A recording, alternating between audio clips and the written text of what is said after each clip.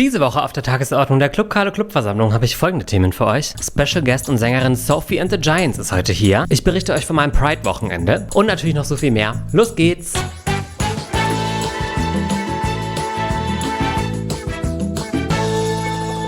Hallo, liebe ClubmitgliederInnen, hebt die Tassen, wo auch immer ihr gerade seid, denn heute haben wir eine ganz besondere Folge Club Carlo vor uns. Es ist nicht nur die 50. Folge von diesem Podcast, sondern wir haben auch, ich habe vor kurzem gefragt, ob ihr Lust drauf habt, und jetzt ist es soweit, die erste Gästin in diesem Podcast. Und ich glaube, wir schnacken auch gar nicht lange rum. Wir fangen direkt mit dem schönsten Teil dieser Episode an. Ihr stellt jetzt mal eben um in eurem Köpfle auf Englisch. Wir schalten direkt schnell rüber zu meinem Außenreporter und sehen uns danach für den ganz normalen Teil des Podcasts wieder. Aber jetzt erstmal, Carlo, kannst du mich hören? Ja, perfekt. Dann übergebe ich an der Stelle. Los geht's. Yes, Carlo. Hi. Thank you so much. I am reporting from Berlin, live, not really, but I am joined by somebody whose songs go platinum in my house and also in countries all over Europe on a regular basis, with songs like Paradise, In the Dark. She's got me dancing all over again every time I play them, and now she's come out with a new single called A Little Bit Wild. I am joined by Sophie and the Giants. Thank you so much, Sophie, that you're taking time. Thank you for having me. I'm so excited to be here. I'm excited that you're here. This is the 50th episode of the podcast, and this is my first guest. So It is such a huge honor. Thank you. it's an honor for me. Thank you for taking the time, really. Two icons come together. Uniting, yes. So we're in Berlin, like I mentioned, and you told me that you love Berlin just now. Yeah, I do. I think it's almost like my second home. It reminds me so much of London, but like there's a certain like easiness to it. I think that London can be kind of stressful sometimes. So Yeah. coming here is kind of like a break, I think. Yeah. Do you come here more during the summer or the winter? I kind of love both. I love Really? moody Berlin, yeah. But summer is gorgeous here. Yeah. It's See, so if nice. you really like get into the moodiness of it all, I think that could work. Yeah. But people who live in Berlin always tell me like, oh, it's during the winter, it's so hard here, it's so gray, like nothing really pushes you outside anymore. But during summer, I love it as well. Yeah, I mean, the UK is not that far off in winter, True. so I think I'm just like, You're used to it. Like, Yeah. At this point. Yeah, no, I love it as well. I don't live in Berlin, but every time I come here, it's like a vacation almost, you know? where do you live? I live in Munich. Oh, Yeah. so many people live in Munich, isn't Really? it? Yeah. I always feel like everybody lives in Berlin. Oh, really? Yeah, especially in Germany, like with the whole thing that we're doing now, like everything just happens in Berlin always. So Yeah. I'm like, but I love traveling here. It's always a good time. So Yeah. I can feel you on that. And you Yeah. went out last night, right? I did. I'm a little bit hungover, but it had to be done. I rarely get the time to just like enjoy where I am. Yeah. I'm always going from one place to the other. And this time I was like, that is it. Yeah. I'm going out. 2 weeks, you said, right? 2 weeks Yeah, of we've been on the touring road for two weeks, yeah. and then putting out a new song as well. How do you sometimes, is it sometimes a bit much? How do you comprehend with all of that? Yeah, I mean, I really have to mentally prepare. Yeah. And this time I didn't. So, because I was so in single mode before I went, and so I was like shooting the video like a few days before I left, or like a day before, I think. That quick until it comes Yeah. out. Wow. Yeah. So it was like bang, bang, bang. Like Yeah. I don't really get a lot of time to chill just during this period, really. Like summer's just crazy. Yeah. And then January's like I bet. nothing's happening. But isn't that also kind of balance. cool? Yeah. That's the Yeah. balance of it all, right? Yeah, but I need to get in the headspace a lot better, because like transitioning between like the creative, like arty, like content and making a video and then like being on stage, it's just like two very different things. I bet. And you have to like prepare your body and your like mental state. And yeah, I just didn't do it very well this time. So, but I got through. I'm really proud of myself. Yeah. Is this like the final thing that you have to do today, and then afterwards you get to enjoy summer for yourself a bit? No. I have 3 days at home. Okay, yeah. 2 of them are traveling. 1 day is going to be in bed. And then, Traveling again. yeah. Oh my God. And then I'm off to, I really don't want to get this wrong, but I think I'm going to Austria. Oh yeah. and then I go back to Italy again. Yeah. Yeah. So this has been a busy month. I've been following your Instagram stories, and I'm like, wow, how does she do it? Like, Yeah. I wonder, does it like spin people out? They're like, Oh, no. they're getting like motion sickness just watching. no. And I think it's cool that you often share stuff that people film when you're on stage, for example. Yeah. That must be cool also for you to see yourself on stage and reflect on that, like what you did. Right? It's like I learn so much from doing that. People always message me like, "Oh, thanks for sharing my video," and it's like, thank you, because this is like really good for me. I get to see what I did and appreciate it. True. Does social media make it easier to be an artist sometimes, or is it like even harder because now you have to concentrate on being on stage and giving your all there, and then afterwards you have to go home and then produce content and put out things? I think that it would probably be easier without it, but I'm like learning to love it. At the moment, I'm really enjoying it. I think because I've just started just doing whatever I want and kind of making like silly stuff, and it's like allowing yourself to never be like the finished product, which I feel like the problem with social media is like being perfect all the time. Yeah. So I've kind of just had to relax a little bit and let myself do things that I might regret or take down in the future, like whatever. Just like if it feels really funny and good now, that's me right now, so I'm just going with it. That's probably the right approach. If you get in your head too much, people can tell, and then it doesn't feel genuine, and it's also not fun for you anymore, probably. And I think as well, spacing out how you do content, because some people must do it every day. I used to try and just do a bit every day, and now I'm like, I'm going to dedicate time to doing a bunch of ideas, and then I can slowly kind of release it so that then when I'm on stage and when I'm touring and stuff, I don't have to think about that so much because I've already got it done. It's set. Yeah, exactly. I wish I was more like that. I'm so bad at planning my stuff. I'm always like, the day I film it, I put it out. My ADHD is like, I want it out now. I wanted to ask you about that because I'm used to that. I can just put out stuff whenever I'm done with it. I'm filming a video in the morning and by like noon it's out sometimes. So with music, it's a whole different beast, you know? You get the idea, you write down some lyrics, probably what's that process like, and until it's finished. Yeah, I mean, sometimes it takes years because my last single I wrote like a year and a half ago. Wow.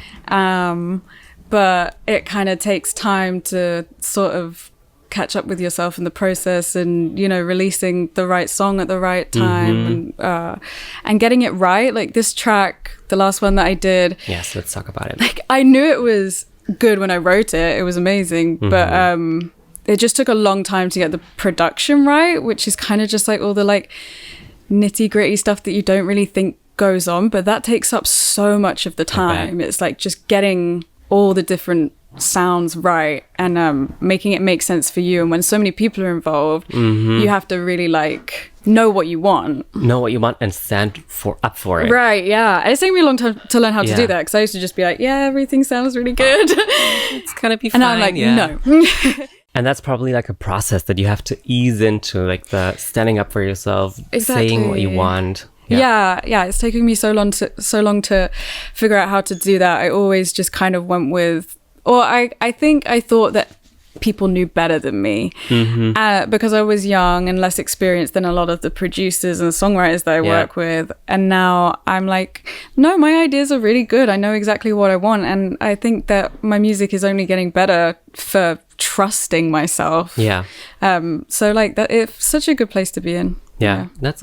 That's very good. Sometimes growth. You have to make that growth. Exactly. Yes. But let's talk about the new single more, because you told me that it unlocked something in you.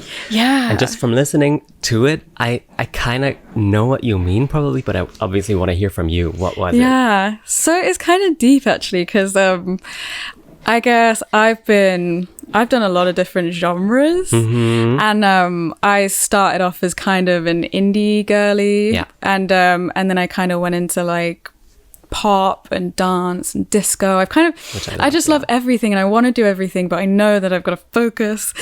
And but then I also figured like maybe I'm all of it. Like maybe a bit of all of that is me, and like through kind of trying to find my sound at the moment, because I'm doing like a bigger project. Ooh. So there will be like an album, but nice. Yes. I haven't set a date, and so like that's what I've been kind of doing, is like some soul searching and like what is right for me. I've collaborated a lot. I've taken a lot of influence from other people, and now it's like, I want. And I think with this track, I kind of embodied a bit of everything. And I think that's why it feels so like the whole, just like all of me, which is really cool. And that's kind of sonically where the track is at. But then lyrically, it's like a kind of like love letter to myself of like accepting your inner like chaos and like kind of your madness and stuff. And I think that's taken me so long to do.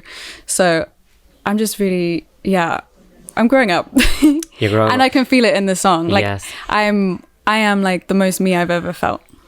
And that probably must be hard sometimes to like really reflect on yourself when you're doing so much, right? Yeah. And then you're always just finding those moments of actually like, oh, I see growth in that. Yeah. I kind of feel like I got to do a lot of reflecting with this track because usually I'm just like boom, boom, boom, like another hit. It is like that though. Yeah, it is like that. And I'm just excited that I'm even getting the chance to make music. And I think it's great to have that gratitude, but then it's also like, you got to pause and be like, okay, let's really dive into what I'm doing rather than just making great songs all the time. Because it is one thing just making great tracks that you love, but also just like making stuff that is so like from such a deep place and so personal. It's like it's just a whole different experience. But I think you found a perfect balance in that song, because even to some people who maybe don't know you or know your journey and what you did before and now, because you're like a master of transformation like these couple years.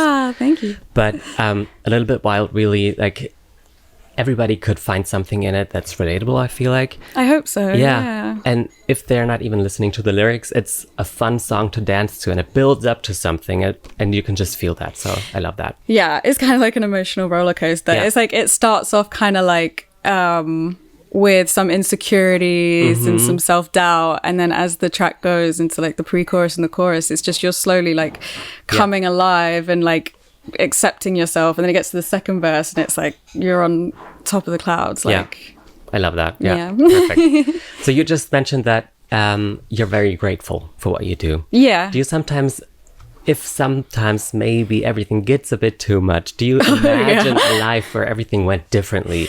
And definitely. I fantasize. I mean, I like I would love one day anyway to like live in the middle of nowhere. I know that, like, do you know the artist Enya? Yeah. Oh yeah. Like the castle she lives in? Yeah. When I found out about her castle, I was like, fuck, like how long till I can do that? Yeah. Does she need a roommate maybe? Maybe. I would love to just like sit in my castle window and brush my long hair and just look down at people and be like, I did my time. Like they're still listening to it. Yeah, exactly. Yeah. So one day I'd love to do that. I'd love to just be in the middle of nowhere, because like I am quite I'm like an introvert extrovert. I really love when I'm on stage and I'm doing this, but any other kind of socializing, you got to really convince me. Yeah. I get that. I'm the same way. RuPaul once said, she's an introvert playing an extrovert. Yeah, exactly. And that's how it feels. Yeah. And it's easy to do. It's not like this feels hard to do right now, but it takes time to recover. And in the moment, you don't realize it, but then later. I think because like having a personality and being like present on social media and things like that, it's like you do have to like conserve a lot of energy for that. And the more that I've become successful and done the work that I do, it's like I do have less time to be social like in my personal life, and I have to really choose what is like important to me. Like I moved back closer to my family, which I never thought I was going to do because I never wanted to go back to my hometown, but I was like, the only time that I have, I want to spend with them. Like they mean so much to me and I never get to see them. And what's usually the first thing that you do when you return back home? Probably get a visit from my mom. I sit with my cat. We catch up. I'm like, girl, what's been happening? Who takes care of the cat? My brother when I'm away. We grew up with cats, so like, and my parents live around the corner. They've always had cats, so she's like in very, very safe hands. That's good. Yeah, I grew up with cats as well. Yeah. Are you a cat person? I think so. Yeah.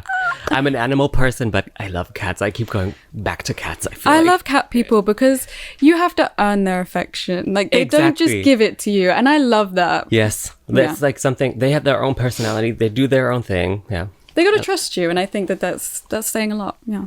If they do, yeah. Then you're a good won person. them over. Yeah. Exactly, yes, that's it. They know what's going on. Yeah. So, but if you imagine yourself in a different universe, if everything had gone differently, Okay. what do you think you would do right now?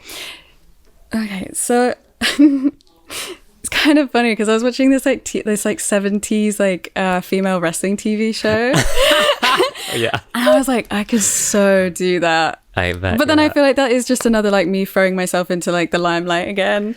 But again, that So it's kind of the same thing. But that speaks for what's in you, right? That you have to kind of have a thing that you put out and give of yourself. Yeah. Yeah. I need I need You it. started writing at age 8, I feel. I read somewhere, Yeah, right? it was like 7 or 8. That's crazy. I don't even think I could write at that point. So I don't know what I was writing. I don't think it was very good. It was just that I was really bad at communicating my emotions. yeah. I was like undiagnosed neurodivergent. So I just I had a lot of struggles as a kid, like just getting along with people. Like I would get in trouble all the time and I didn't understand why, because I was like a nice kid, but I just couldn't listen or concentrate. I was always just like, as my mum would say, in Sophie land, which is like, now I'm like, oh, that's not even like a bad thing. That's so beautiful. No. But I guess at the time it just felt like there was so much wrong with me and I didn't know how to fix it. Like I wasn't like other people and I couldn't think like other people. Yeah. And so I just think I channeled a lot of that into writing it down, and but it was weird. Maybe it was weird, but it also kind of maybe provided something that you could now turn into a career. you know? And starting early, now you have maybe an advantage to somebody else who started later and found their passion later, because you had to do it in some way. I mean, I don't think I was born and I didn't even know what music was, but it was like, it was already like in me. I knew. And I remember even when I was in my like little booster seat in the car, I remember my parents playing like Blondie and like getting like full body tingles and being like, this is the best thing ever. Great music choice. So. Yeah, right. And then it was like the first time I heard Freddie Mercury's voice, I was like, it's just like magic, and I knew instantly that was what I was going to do. That's cool though. Yeah, I had my eyes on that, and nothing else existed. And did you show other people that, or were you a theater kid at school? I was a theater kid as well, So it wasn't only you in the childhood bedroom, like playing on.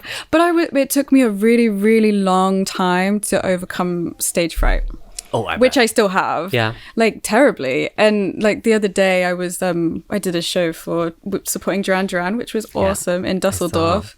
And it was like an arena, and like the first song, like I just had like, it just hit me, like the anxiety. I was like shaking, and I rarely I rarely get that nowadays, but it's kind of scary when you forget how, like, what you're doing is terrifying. Like, not many people do that. Get up on stage in front of thousands of people. What am I thinking? And they all put trust in you. It's like, okay, But sometimes maybe it's good that you don't think about it too much, because sometimes the stressing out part before it even happens is worse than what actually could happen, you know? I think that like goes for everything in life, right? Like anticipating, fearing, like it, and then it's never as bad as it is. Like I kind of try to just go with the flow as much as I can. Not that it's not a hard thing. I would not be able to do it. I didn't want to make it sound like that, right? Oh no. Okay, I know, like I think that it's a pretty incredible thing. Some people make it look so easy though, and I'm like, I think people probably think that I make it look easy, but I'm putting it on the record, like it's terrifying still. I'm gonna see you in Munich, so I'm gonna see it for myself.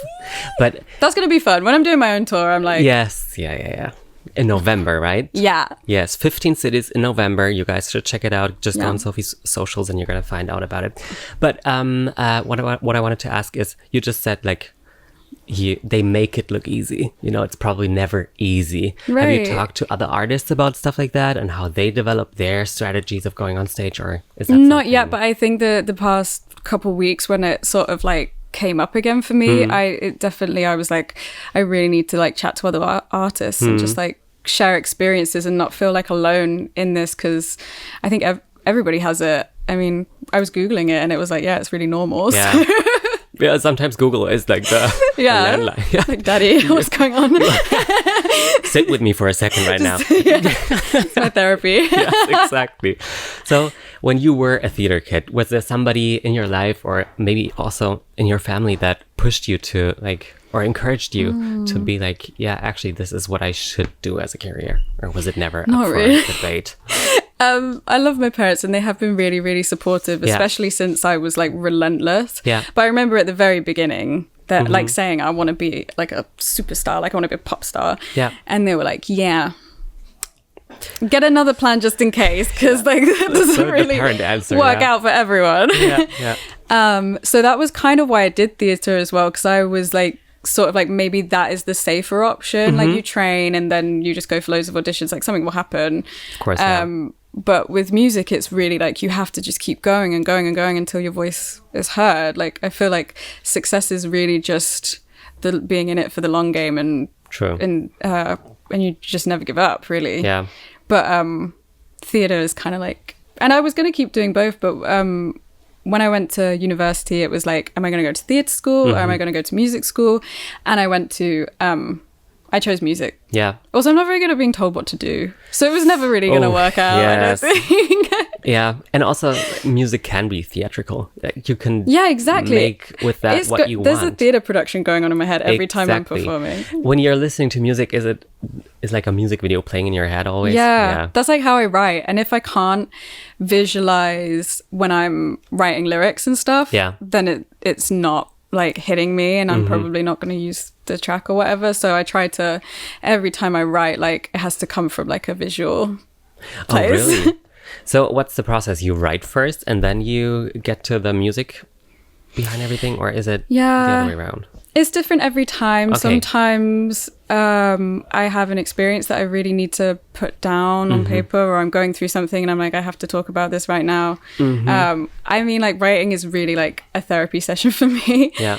So it is usually like starts with a concept or an idea. Yeah. And then I figure out the rest, kind of thing. Everything just falls into place. Make that into a song. If it's meant to happen, it's going to happen. Exactly. Yeah. Well, that's cool though. Yeah. That can be different every time and not like a script that you have to repeat over and over again. No, I think I'm not great with like structure or like having a structured lifestyle. It does sound like it though. Like the things you said about social media, you were structured in that way. I know. Because of my OCD, I'm really organized. Okay. I'm very tidy. Yeah. But I have to keep mixing it up all the time. Okay. If I do the same thing for too long, then I get bored of it. It's like why I haven't done an album yet is because I've started loads of albums.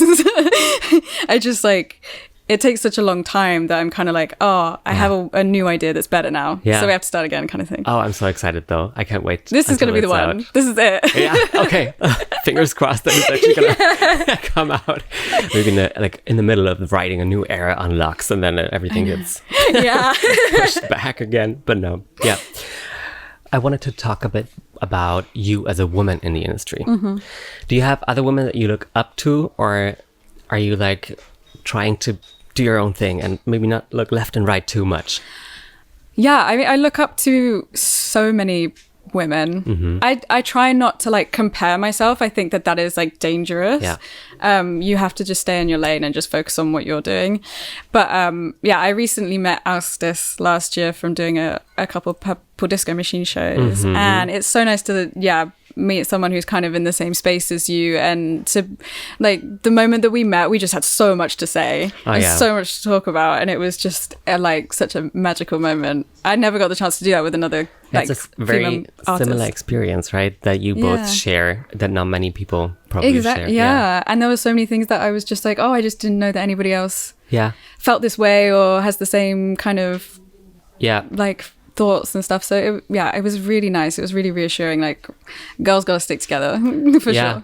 And sometimes you need that, it's very cool to work on your own and to do what you want to do constantly, but sometimes that reassurance maybe and I think blocking people out too much can just give you tunnel vision, and I don't think that's good either, because you need to relate. Like, it's quite lonely sometimes, like being an artist on the road all the time. So you have to make sure you communicate with other people who are doing the same thing.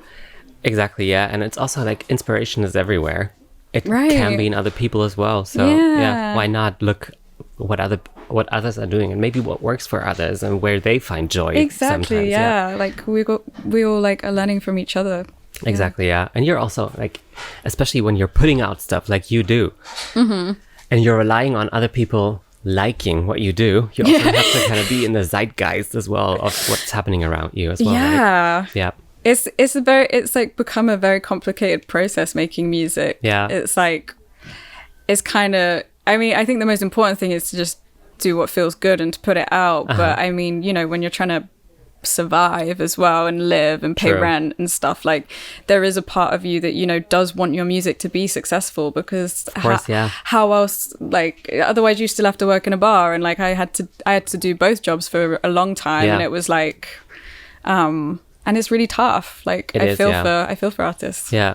Does it sometimes feel like you're serving a mass of people that you don't even know? You can't grab them, you can't point out to something, but it's just like this undefined mass that you're serving. Kind of, but also like I really love getting to know my fans. Yeah. And one of the big reasons why I started making music was because I was like, if there's anybody else out there who's feeling what I'm feeling and going through what I'm going through, like I want to be able to help them too, because I know what it feels like to feel so alone and in your own head. And so the fact that people connect and like that makes me feel so much less lonely. Yeah. And that's really fulfilling for me. And it's really fulfilling that I get to sort of help them in like a musical therapy kind of way. So like serving them is like really like, I'm so grateful that I get to do that and that I can help people. Like I've had people who have messaged me and been like, you got me through this really tough period in my life. And it's like, You're the I'm therapist. a doctor. Yeah, exactly. Give her the title. Call me nurse.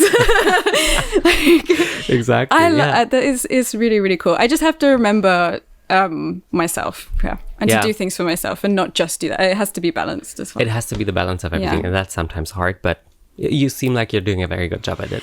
And also I bet, like with the songs as well, the playing therapist to some people, I think you do a good job at that as well, because it's in the music itself, it's a balance of, it sounds often very happy and very easy, but then when you look into the lyrics and feel deeper, it's like comes from a very emotional place. Exactly, yeah. It's like I want to turn all of the turbulence that I feel into like something really euphoric and magical. Yeah. And it's like, it's not that you have to ignore the way that you feel. Like I just think it's so important to find the magic in all of the mess and all of the chaos and turn that into something beautiful. So it's like, you know, letting people know it's not perfect and it's not pretty and sometimes it's awful, but we're gonna have fun, guys. Yeah, like, that's the most important thing. Yeah. That's the most important thing. Yeah. In the end, it has to be fun. Yeah. So, going back to Purple Disco Machine, you just mentioned him. Yeah. Those hits were huge. In the Dark, Hypnotized, like in Germany as well. My grandma listens to those songs. Oh. Like really, it was everywhere. Yeah. I love that it's like all ages as well, it seems. Yeah. Everybody really. seems to, it translates to everybody, which is cool. Exactly. Yeah. Really does. But does it sometimes hinder you, or does it motivate you when you're in the studio or you're writing stuff? Is it like a motivation, a push to be like, I did it once, I can do it again? It's definitely a mixture. Like I think when the song first got really successful, there was like an immense amount of pressure to be like, I've set a really high standard for myself now. Yeah. So that was definitely something that I had to overcome and like go to therapy and just remember to like not get too distracted by that and just keep making stuff that you love. So I work on that, and I remember just how important it is to just keep making stuff that you love. Like it's tough, like it is that way, but yeah. Also, like looking back, it can be helpful sometimes to like celebrate what you did already, but it's being stuck there, it's never gonna like bring you anything good in the future. No, totally. And I'm like so happy now where I'm like definitely at a place where I'm like, if this doesn't do as well, like if this, like I'm on a totally different journey for myself now. Like that was something that was so amazing that I did, and I'm so grateful. Yeah. But like I'm just doing whatever I'm doing now. And like, however that works out, I'm sure that that's meant to be, and just kind of trusting in that. Well, I can assure you it's going well. Yay! It's working. Everything you're doing is working. I'm so thankful that you took the time, Sophie. Thank you so much for being here. It's been so much fun. Is there anything else you want to say to the audience? Oh yeah, watch my music video for a little bit wild and get a little bit wild and live your life and have an amazing time, and I love you. Yeah. And like I said earlier, go on her Instagram, check out the tour dates, and we're going to see you at the shows. See you very soon. Yes, and now we're going to go and have a drag brunch, and you're going to perform as well. Yes. I'm looking forward to that. Best day ever. Let's do it. Woo! Super. Vielen Dank, Carlo. Wahnsinn. Ich habe gedacht, erstes Interview? Na klar, machen wir gleich auf Englisch. Ich bin so dankbar, dass ich das machen durfte, Leute. Ihr wisst, ich liebe Popmusik. Ich mag so viele von Sophies Songs und kannte die und habe schon lange dazu gegroovt und getanzt. Sophie war schon in meinen Top-Artists und unter meinen Top-Songs bei Spotify Wrapped und sowas. Und als ich dann diese Gelegenheit bekommen habe oder als sich Spotify bei mir gemeldet hat und gefragt hat, ob ich das denn machen möchte, da konnte ich mein Glück kaum fassen so. Und vor allem kam es auch noch genau zu dieser Zeit, wo ich euch auch gefragt habe, ob ihr denn mal Lust hättet, dass ich auch Gästinnen hier im Podcast einlade. Und ihr hattet Lust. Das positive Feedback, was da gekommen ist, hat mich natürlich sehr gefreut. Und dann gab es keinen Zweifel, dann habe ich sofort zugesagt und habe mich so gefreut, dass ich das machen durfte. Sophie ist wirklich eine ganz, ganz, ganz liebe Person. Was Besseres hätte ich mir nicht wünschen können für ein erstes Interview. Das war wirklich der Wahnsinn. Sie ist so eine offene, herzliche Person. Es war total einfach, mit ihr ins Gespräch zu kommen. Unkompliziert. Ihr ganzes Team war ein Traum. Alles super lieb. Und ich glaube, wir hatten da einfach eine gute Zeit. Und deswegen, also es war perfekt. Ich bin auch Spotify super dankbar für diesen Tag, den ich da haben durfte oder den wir alle gemeinsam haben durften. Danke für die Einladung nochmal und danke für diese Gelegenheit. Wunderbar. Auch danke für die ganze Organisation im Voraus und die Kommunikation zwischen Sophie und mir und meinem Team und Sophies Team und sowas. Es war wirklich super und hat total viel Spaß gemacht. War eine große Ehre. Und ich hoffe, euch hat es auch gefallen. Aber ja, wir haben dann danach noch, nach dem Interview, nach der Aufzeichnung, gemeinsam bei Spotifys Drag Brunch gefeiert. Das Ganze hat eben in Berlin stattgefunden, im Cocodrillo. Ich weiß nicht, ob ihr das kennt. Ist wirklich eine wahnsinnig schöne Location. Ich kann euch hier ein bisschen was einblenden, falls ihr per Video zuschaut. Und wenn nicht, dann stellt es euch so vor, es ist ein Pavillon, gelegen in einem Park, also mitten im Grünen. Und in diesem Pavillon ist ein italienisches Restaurant drin, das aber sehr cool gestaltet ist. Also es ist die Decke, die Wände, alles ist rot gestrichen. Am Rand vom Raum verlaufen rote, lange Bänke. In der Mitte stehen Marmortische, auf denen tolles, buntes Geschirr steht. Und das Essen war auch wahnsinnig gut. Aber ja, wenn ihr da mal in Berlin seid und da Bock habt, euch ein gutes italienisches Essen zu gönnen, dann könnt ihr da vorbeigehen. Es ist wirklich sehr lecker. Kann ich euch sehr empfehlen. Und wie gesagt, auch die Lage und die Location ist einfach wunderschön. Deswegen, wir hatten dann einen wahnsinnig guten Tag. Wie gesagt, es war ein Drag Brunch und die Stimmung war grandios. Hätte ich niemals gedacht, ehrlich gesagt. Also ich wusste, ich war schon bei mehreren Drag Brunches. Da gab es immer grandiose Stimmung. Aber es war ja trotzdem auch quasi wie ein Branchentreff. Also es wurden viele Leute eingeladen aus der Podcast-Branche, aus der Singer-Songwriter-Branche, alle, die halt irgendwie Berührungspunkte mit Spotify Deutschland hatten und queer waren oder Allies waren da eingeladen. Und klar ist es dann eine coole Truppe und es ist ein Drag-Brunch und alle sind da, um eine gute Zeit zu haben. Trotzdem könnte es ja auch einfach als professionelle Veranstaltung, die es ja dann ist, als Branchentreff, wie gesagt, auch ein bisschen steifer ablaufen, sodass man vielleicht so ein bisschen sein Image wahren möchte und deswegen nicht ganz so aus sich rauskommt oder sowas, aber so war es wirklich gar nicht. Es war eine super Stimmung und ich glaube vor allem auch eben die Drag Queens haben dazu beigetragen, performt haben. Shoutout. Miss Ivanka T hat gehostet und performt auch. Dann Nikita Vegas. Vielleicht kennen Sie auch viele von Drag Race Germany, falls ihr das geschaut habt. Sasha Glam hat performt und Rachel Intervention hat performt. Die haben wirklich alle vier einen grandiosen Job gemacht. Wären die nicht da gewesen, wäre die Stimmung garantiert nicht so gut gewesen. Und ich leg's euch ans Herz. Wir haben gerade Pride Month. Diese Drag Brunches, die finden das ganze Jahr über statt. Aber jetzt gerade im Sommer und während dem Pride Month vielleicht nochmal vermehrt. Und es wird vielleicht leichter sein, dann auch in eurer Stadt oder in eurer Gegend irgendwas zu finden in die Richtung.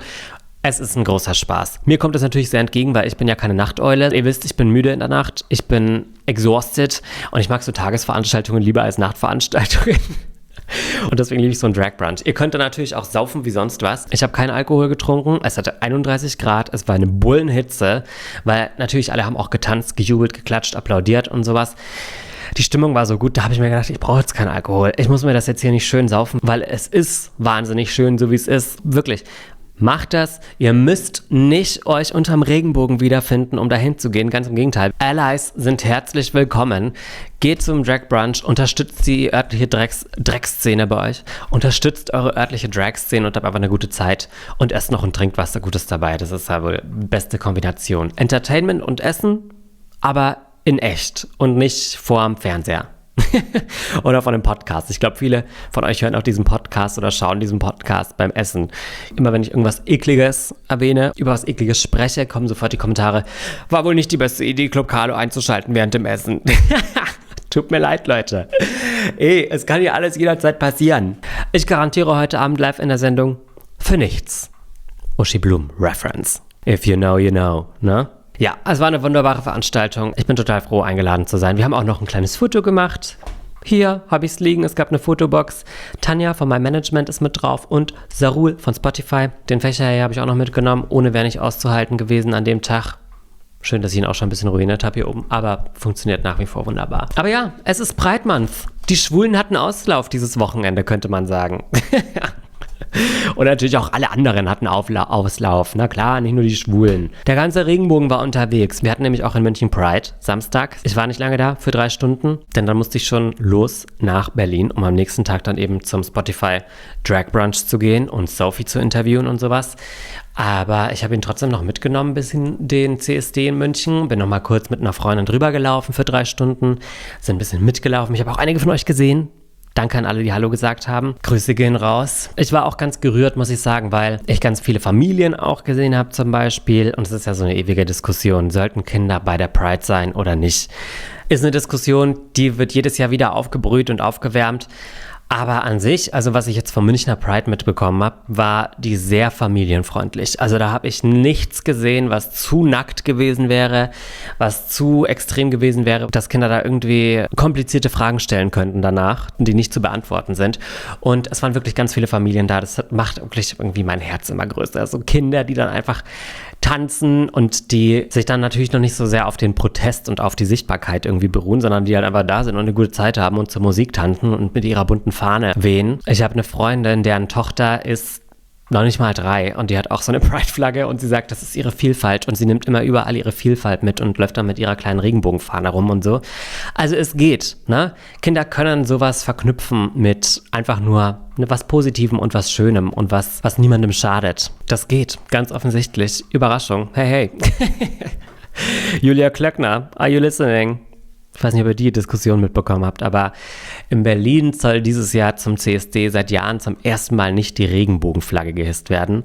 Eine Sache, die sogar in München, im konservativen, altbackenen Bayern, in dem ich ja wohne, haben sie das sogar hinbekommen. Und da wurde die Pride-Flagge gehisst. Aber in Berlin wird sich dieses Jahr von Julia Klöckner, der Bundestagspräsidentin, aktiv dagegen ausgesprochen. Sie hat da eine Agenda dagegen gestartet. Ich weiß nicht, ob sie zu wenig zu tun hatte oder was los war. Aber ja, es war ihr ganz wichtig, sich dafür auszusprechen, dass eben dieses Jahr nicht die Pride-Flagge gehisst wird. Und nachdem es da dann komisch, ganz überraschend und nicht ganz so gutes Feedback gab, hat sie es auch noch für nötig gehalten, ein Statement zu machen und nicht ein Statement in die Richtung, oh ja, stimmt, Entschuldigung. Also da habe ich vielleicht ein bisschen voreilig gehandelt, lass es uns einfach machen. Ich räume meine Fehler ein und lasst uns eine gute Zeit haben und für Vielfalt stehen. Nee, sie macht ein Statement und sagt, Leute, auf dem Bundestag hängt auch schon die Deutschlandflagge. Die steht doch gerade eben für Vielfalt und für sexuelle Freiheit. Pause für Fragezeichen, weil seit wann steht die deutsche Flagge, schwarz-rot-gold, für sexuelle Vielfalt? I'm so sorry, aber was habe ich verpasst? Die deutsche Flagge sehe ich auf Protesten meistens dann, wenn es in eine ganz andere Richtung geht, Frau Klöckner. Die wird bei Protesten meistens genau dann rausgeholt, wenn die Leute protestieren, die eigentlich eher gegen sexuelle Freiheit sind. Bin ich dumm? Stehe ich auf dem Schlauch oder habe ich was falsch verstanden? Helfen Sie mir gerne. Ich finde es einfach nur enttäuschend. Kurzum finde ich es einfach nur enttäuschend. Ich glaube, das kommt für niemanden, der hier zuhört, als Überraschung, dass ich diese Ansicht habe und dass ich das peinlich finde, auch ehrlich gesagt einfach. Ich finde es peinlich, weil gerade in einer Stadt wie Berlin, dass man das nicht hinkriegt, dass man den Leuten, die dort auf die Pride gehen, auf den CSD gehen und auf sich und auf ihre hart erkämpften Rechte aufmerksam machen, dass denen nicht symbolisch für einen Tag auch von der Bundesregierung Deutschland irgendwie Zustimmung gegeben werden kann. Durch einfach ein Stück Stoff, das man an einem Fahnenmast hochzieht, das keinem wehtut, das wirklich einfach nur für ein paar Stunden im Wind wehen kann und so vielen Leuten aber das Gefühl geben könnte, dass sie gesehen werden, dass da eine Regierung ist, die Interesse daran hat, auch weiterhin ihre Rechte zu schützen, gerade in Zeiten wie diesen, in denen eine Seite immer größer wird, die Interesse daran hätte, diese Rechte wieder einzuschränken.